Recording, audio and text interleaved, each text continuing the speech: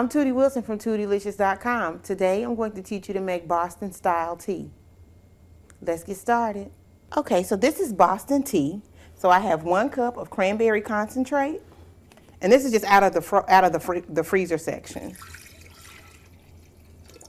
Okay, and then this is tea. It's already sweetened, so I made this.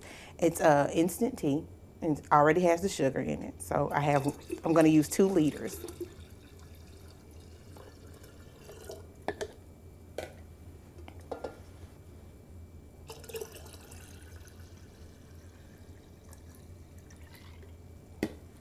And you just stir this up, serve it over ice,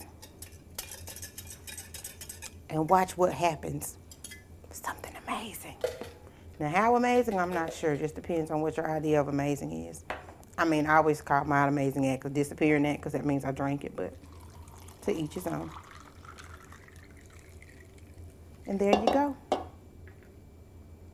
Put your couple of berries in there. So there you go. That's how you make Boston style tea.